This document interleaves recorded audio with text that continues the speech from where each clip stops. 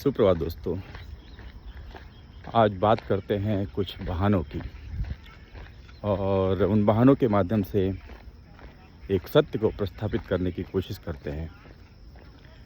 बहाने कुछ ऐसे हैं कि मैं तो बहुत मोटा हूँ, मैं तो बहुत पतला हूँ, मैं कुछ नहीं कर सकता, मैं तो बहुत छोटा हूँ, मैं कुछ नहीं कर सकता, मैं गरीब परिवार में पैदा हुआ हूँ, मैं कुछ नहीं कर सकता, मेरी तो पढ़ाई लिखाई नहीं हुई है, मैं कुछ नहीं कर सकता, मैंने तो जीवन में असफलता का स्वाद चखा ही नहीं है, मैं तो इतने अमीर परिवार में पैदा हुआ, लोगों की किल्लतें नहीं जानता, मैं जीवन में क्या करूँगा। सब बहाने, सब झूठे खोखले बहाने, जीवन के सत्य से दूर भागने के सारे बहाने आलसी लोगों के। सत्य तो ये है कि हम एक एक इंसान में ईश्वर ने उतनी ऊर्जा भरी है जितने की उस इंसान को ज़रूरत है। दो सत्य हैं, पहले मानिए उसको। सत्य नंबर 1, अंग्रेजी में कहते हैं, साइंस में हम लोगों को पढ़ाया गया था कि energy can not be created, neither it can be destroyed, it can be transform from one form to another form. मतलब दुनिया में जितनी भी एनर्जी है उसका कैलकुलेशन ऑलरेडी हो रखा है, उसको हम नए से क्रिएट नहीं कर सकते, ना तो उसको ख़त्म कर सकते हैं। जितनी भी एनर्जी है, जितनी भी ऊर्जा है, उसको एक फॉर्म से दूसरे फॉर्म में लेकर जाया जा सकता है। सत्य नंबर 1।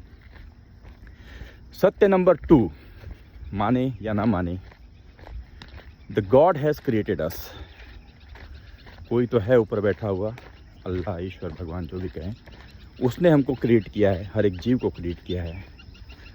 अगर उसने हमको क्रिएट किया है तो इसका मतलब ये है कि उसने कुछ न कुछ पर्पस डालकर हम लोगों को क्रिएट किया होगा। ऐसा तो हुआ नहीं होगा कि एक दिन खाली बैठा है, आलस आ रहा है और उसने सोचा कि चलो आज यूजलेस व्यक्ति को क्रिएट कर देते हैं। गॉड का क्रिएशन, हर क्रिएशन मास्टरपीस होता है और कुछ न कुछ पर्पस से होता है। तो आपका भी जन्म हुआ है तो कुछ न कुछ पर्पस से हुआ है। अब देखिए, अगर इन दोनों सत्य को जोड़ा जाए, नंबर 1 कि ऊर्जा, energy can not be created, ऊर्जा को क्रिएट नहीं किया जा सकता, और आपको भगवान ने क्रिएट किया है जो यूजलेस पर्सन को क्रिएट नहीं कर सकता। इसका मतलब क्या है? उस भगवान ने आपके अंदर उतनी ऊर्जा तो भर ही रखी है जितने के लिए आपका जन्म हुआ है। केवल फ़र्क यह है कि आपको पहचानना है, न कि हमको बहाने देने हैं। अगर ऐसा नहीं होता तो सोचिए, एक अखबार बेचने वाला लड़का अब्दुल कलाम, वो राष्ट्रपति कैसे बन जाते? अगर ऐसा नहीं होता तो सोचिए, एक बस कंडक्टर साउथ के मूवी का सुपरस्टार कैसे बन जाता? रजनीकांत।